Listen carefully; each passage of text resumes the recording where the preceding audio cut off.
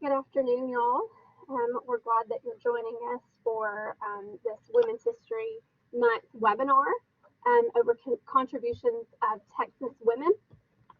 Um, so thank you for being here. A couple of just things to take care of first. Only click on raise your hand if you need help from one of the moderators. We'll open it up to questions after our two speakers are done speaking.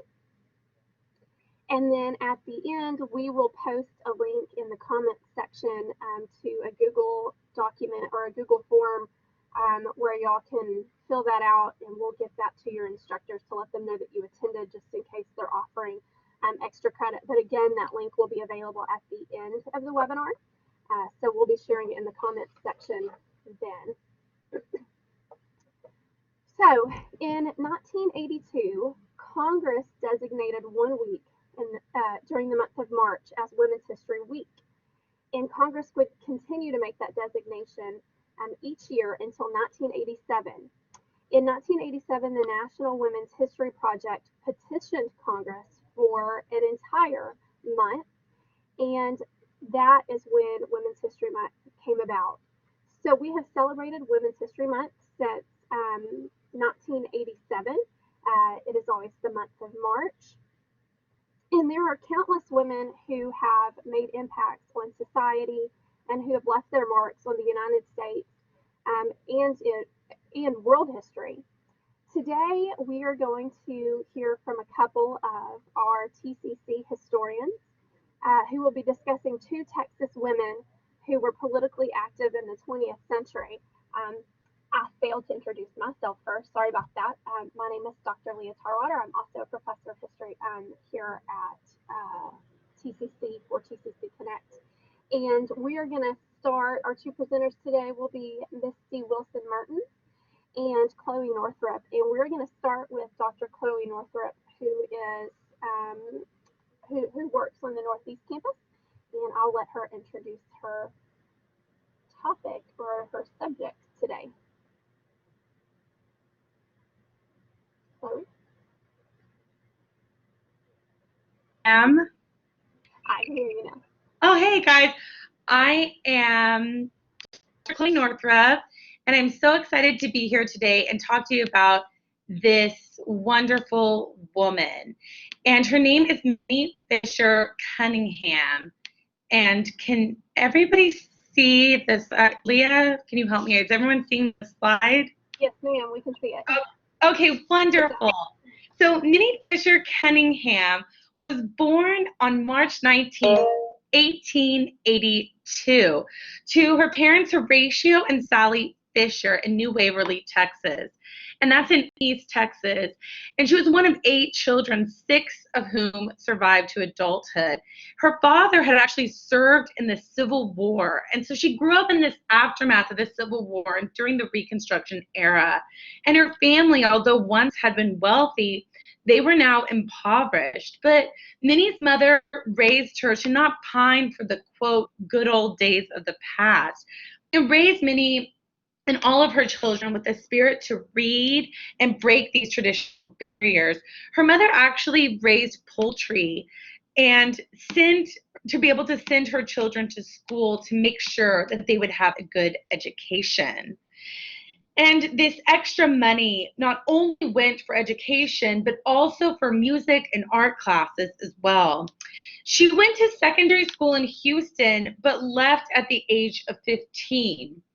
So during these years, there was also the populist movement that was moving through Texas, and it really invigorated politics, particularly appealing to poor farmers like the Cunningham family. The Fisher family. And she took these ideas of full economic and political democracy that would last the next 50 years of her life. So even though she hadn't progressed too far in school, she passed the state teacher certification exam, and so she was offered a teaching job. She only taught for a short time and did not feel drawn to that career. So she actually moved down to Galveston to stay with her sister. And she started then pharmacy training in Galveston in 1899. And this was a very demanding 2-year course. And she found her schooling interrupted halfway because of this horrible hurricane that blasted through Galveston in 1900. She actually returned home where she helped collect relief supplies, kind of maybe foreshadowing some of her future endeavors. She did graduate with her pharmacy degree in 1901, and she started work in Huntsville, Texas, where she had a salary of $75 a month, which was half as much as non-degreed men were making. And later she talked about how that made her feel, and it was not good. While she was in Huntsville, she met her future husband, B.J. Cunningham, and they were married in 1902. And she did not continue on as a pharmacist, but found meaningful occupation in clubs and associations. So the Cunninghams then, her and her husband, moved to Houston for a little bit, and then they moved to Galveston, where he worked for an insurance company. While she was there, she joined this exclusive women's club where they would read literature and learn about current events of the day, particularly like these progressive movements that were moving all through the United States and also in Galveston.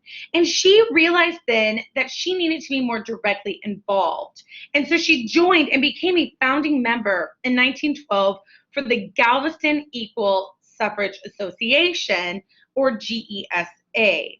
Now, women had been asking for rights since 1848, but really little had been accomplished.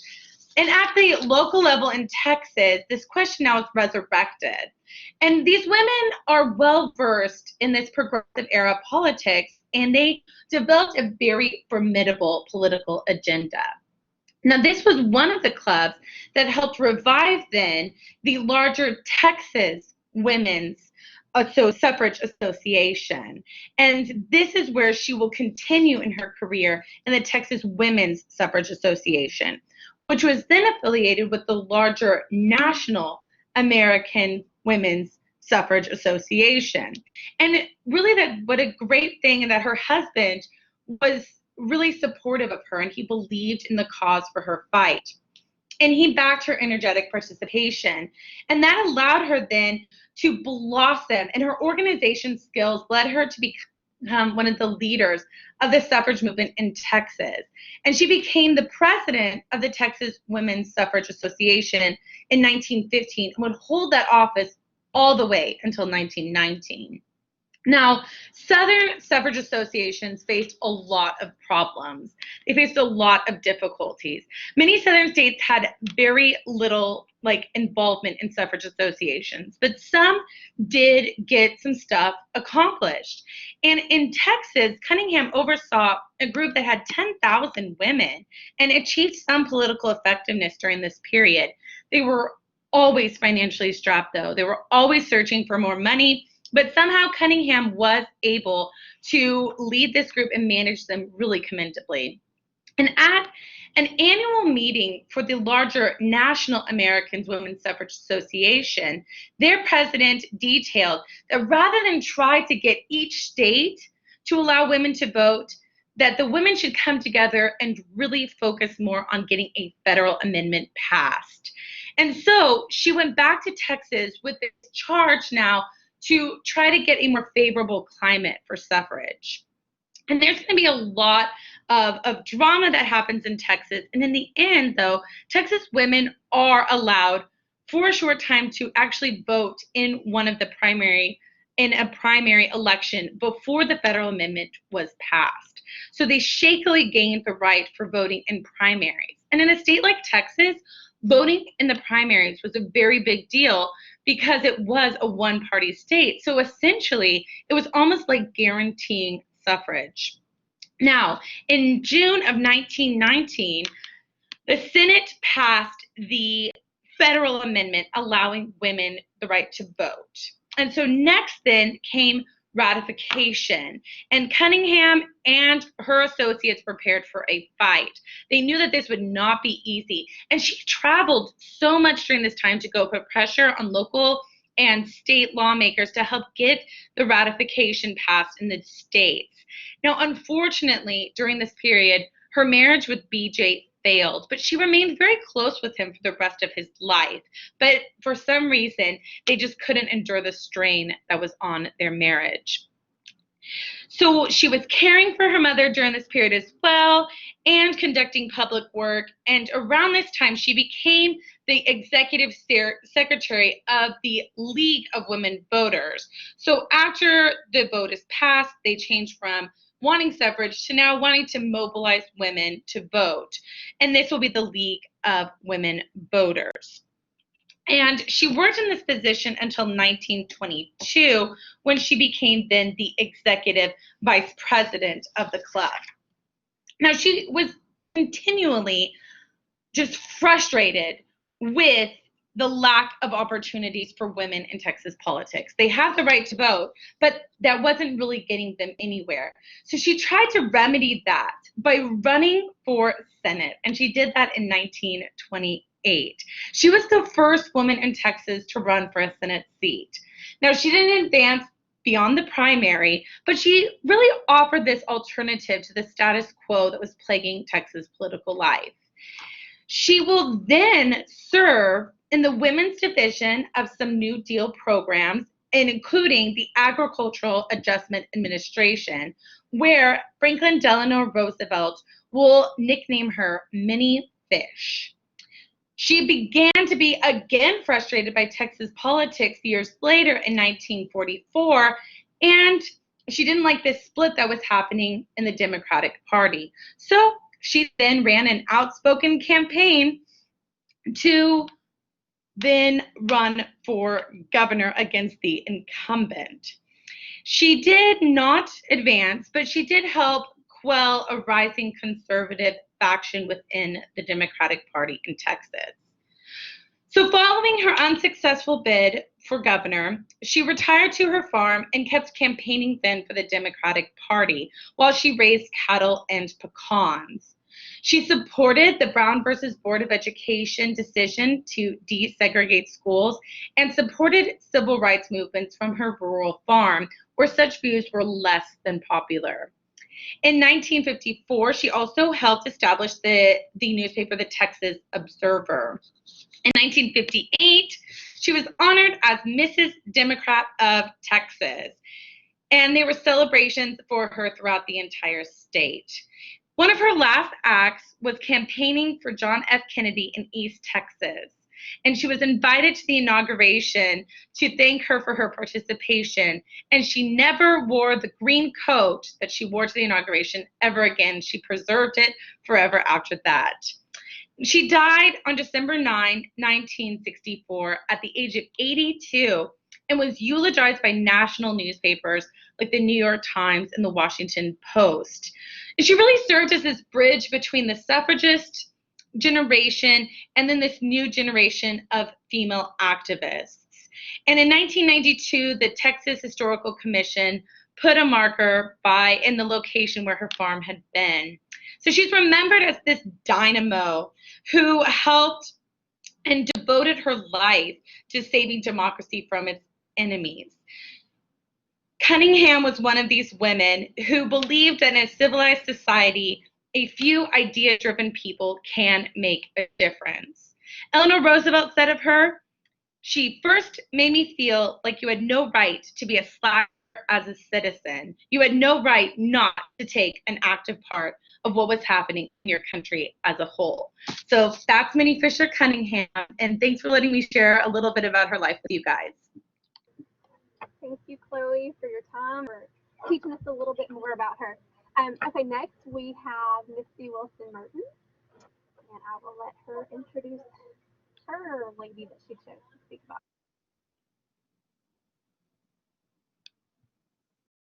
Can you guys hear me? Yes, ma'am. Awesome. So I want to talk to you guys today about Ann Richards, who is sometimes called a thorny rose of Texas. So Ann Richards is one of our only 2 female governors in Texas, and she's a woman who really has a lot to admire about her, but she also had some difficulties. Okay, so on my screen, I'm still seeing Chloe's slides. Are you guys seeing my slides or Chloe's slides? I'm seeing Chloe. Hold on. Let me see if I can help with that.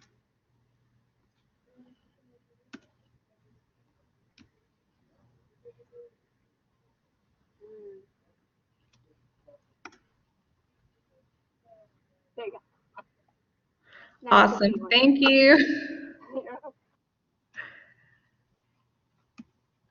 All right, so one thing that I've always really liked about Ann Richards is just how witty she was. And I wanted to give you guys a sense of this. So these are some of her really famous quotes, and I'll have more as we go through this. But she said of her dad, "I've always had a feeling I could do anything my dad told me I could. And I was in college before I found out he might be wrong."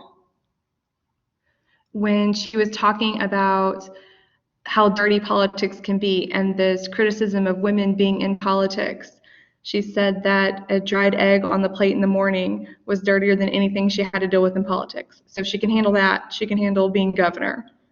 And then she also said that thought she knew Texas pretty well until she tried to campaign in it. Ann Richards was this woman who was just dynamic. When she was born outside of Waco, her full name was Dorothy Ann Willis, but she dropped the Dorothy pretty quick and just went by Ann. She got her first taste in politics by working in the Girls State, which is an annual conference of high school students who gather in Austin. They each get assigned to a state government official and they shadow them for the day. She's also going to attend the Girls Nation in Washington, D.C., and she is going to present in debate clubs, made all the way to state several times. In high school, she's going to meet and marry David Richards. At the age of 19, they got married and they both enrolled in Baylor University. So her married life was one of her early challenges. She said that when she was first married and just keeping house, she was so bored that she didn't know what to do with herself. There were days where she spent the whole day ironing shirts because she didn't know what else to do. It's during these early years as a wife that she began drinking. And this is going to be a struggle she has for the rest of her life. She was very outspoken about it. She says that she's an alcoholic until the year 1980. And it's in 1980 that her family begged her to go to rehab, as she called it, drunk school. So it's after she gets out of rehab that she really becomes an activist for sobriety and for substance abuse programs. Back to her early life as a young wife. As her husband is going to go to law school, she decides to begin teaching. So she's going to teach government at a middle school in Austin, Texas. And then after teaching government for a few years and having 4 children, she decides that she wants to become involved in politics. So she's going to work on a few progressive campaigns. Henry B. Gonzalez was one, Ralph Yarborough was another one. But then in 1974, she works on the one that really changes the projection of her life. She's going to work on the Texas House campaign of Sarah Weddington. So you guys might know Sarah Weddington. She was a 25-year-old lawyer who argued before the Supreme Court in the Roe versus Wade case. And after she is successful with that, she's going to go on to be a House Texas member. After working for that campaign, Ann Richards is going to become Weddington's administrative assistant. So she really saw government up close and personal in those few years that she's there. This picture that I have for you guys right now, that is Sarah Weddington. And then that other woman, you may know her, that is Kay Bailey Hutchinson, one of our former senators. All right, so after she's that administrative assistant for a few years, she decides she's going to try to join politics herself. And she has this really nice coincidence in that the local Democratic Party in Travis County asked her husband if he would be willing to run as the county commissioner. And he said no, but he offered his wife to run instead. So she's going to run, and she's the first woman to hold that position. She is going to win this position by focusing on a group of people that other politicians hadn't. So she's going to get out the UT vote, get the women out to vote, and get minorities out to vote. And by doing this, she defeats the other Democrats in the field. So she remains the county commissioner for a few years, and then in 1982, she's going to run for the state treasurer position. Before she took over this position, it wasn't a really well-known position. It was one that Democrats had held for a while, but you didn't really make a name for yourself doing it, and she's going to change that. So she wins the primary and then easily wins this campaign. She turns this position into a powerful position. While she is in our state treasury, she is going to save Texas $1.8 billion. And she also becomes a very engaging and witty public speaker during this time. She uses this position as a launching pad to other speaking engagements, other political positions, and it's so successful for her that Kay Bailey Hutchinson will come behind and do the same thing. And in this position, she's traveling all over Texas, she's giving speeches, and she catches the eye of the Democratic National Convention. So in 1988, she is asked to speak at the Democratic National Convention. This is where she really becomes a national figure. During this speech, she's going to give two specific quotes that I want you guys to know about. So the first one, she says, 12 years ago, Barbara Jordan, another Texas woman, made the keynote address to this convention. And 2 women in 160 years is about par for the course. But if you give us a chance, we can perform. After all, Ginger Rogers did everything that Fred Astaire did. She just did it backwards and in high heels.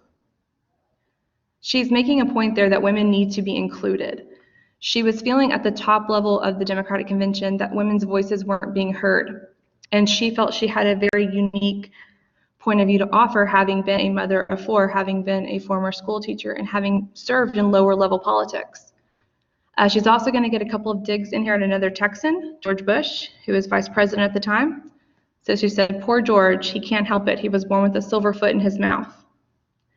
That dig at George Bush, from that point on, Barbara Bush began referring to her as that woman, but George Bush took it in stride. He actually sent her a charm for a charm bracelet of a silver foot after this. He thought it was funny. From this, she decides that she's going to run for governor in 1990. So in 1990, she's going to run for governor of Texas. The real tough fight here for her was actually in the primary. She was running against Attorney General Jim Maddox. He is sometimes called the Freddy Krueger of Texas politics. He always comes back, and he very rarely loses. But in this case, he lost. Towards the end of the race, when it looked like he wasn't going to win, he got really nasty with her. He's going to bring up her alcoholism a lot, and he's going to imply pretty publicly that she's abusing cocaine. Despite that, she's going to win, and then she faces the Republican candidate, Clayton Williams. This is also a pretty dirty campaign, but Williams is going to essentially throw this to her by a number of missteps. In a public debate, he refused to shake her hand, so that was seen as ungentlemanly and sort of rude. Later, when talking to reporters, he thought he was off the record, but he wasn't. He said that Texas weather is like rape. You can't change it, so you might as well enjoy it.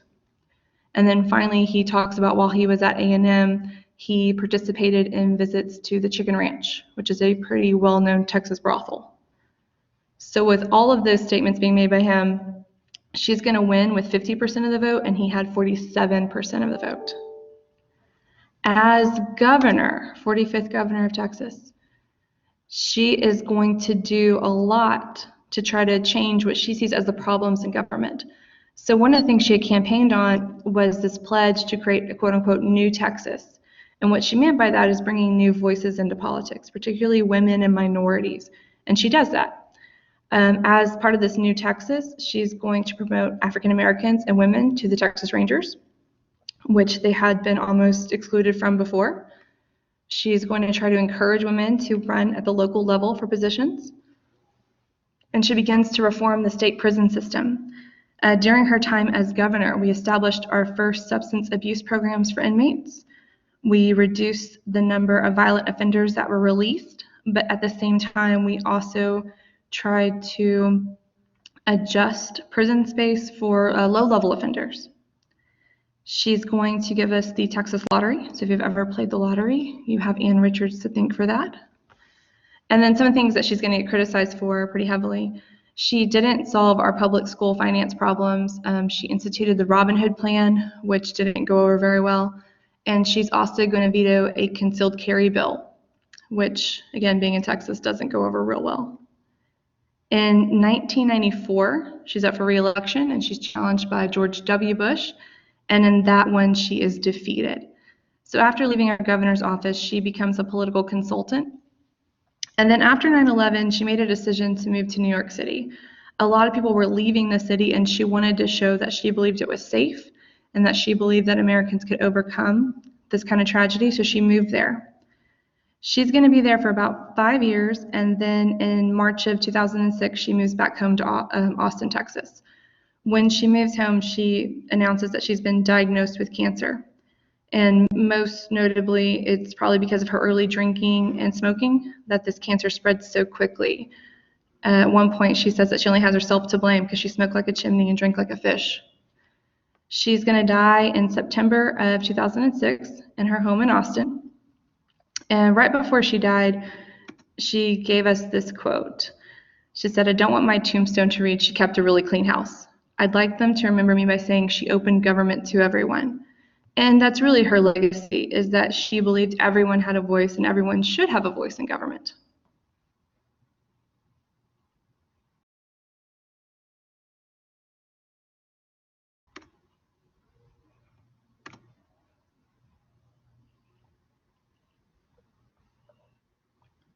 Thank you, Misty, for your presentation on Ann Richards. So at this point, we'll open it up to questions. If anybody has any questions that they would like to ask either of our presenters.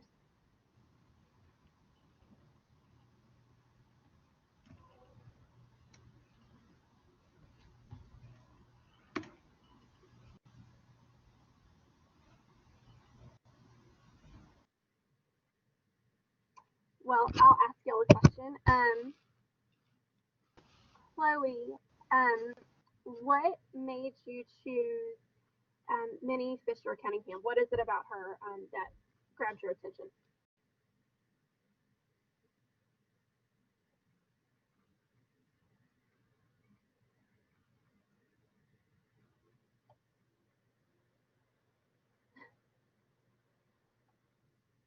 Are you still there, Chloe?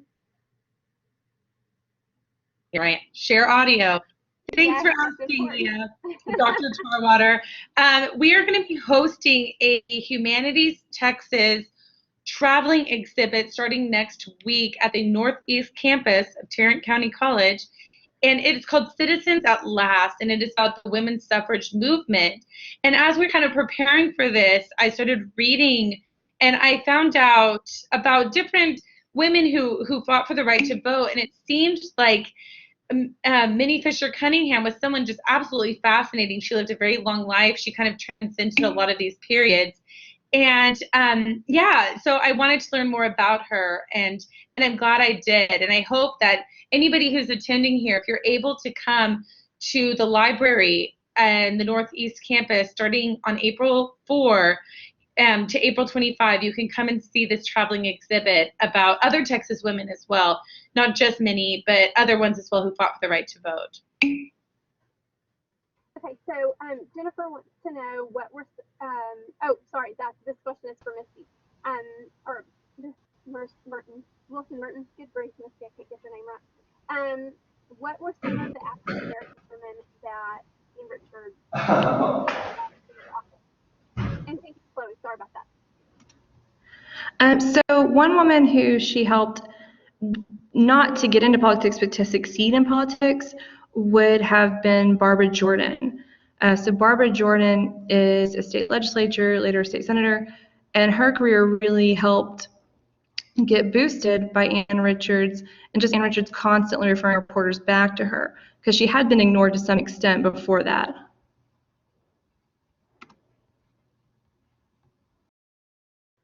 Thank you. Well, if there's not any more questions, then we'll end this webinar here. We thank you for your attendance today. If you notice in the chat box, there is a link to a Google form that you may fill out, and then we'll ensure that your instructors know that you attended this class or this webinar if they offered you attendance. We hope to see you at future webinars presented by the Behavioral and Social Sciences Department, and have a great afternoon.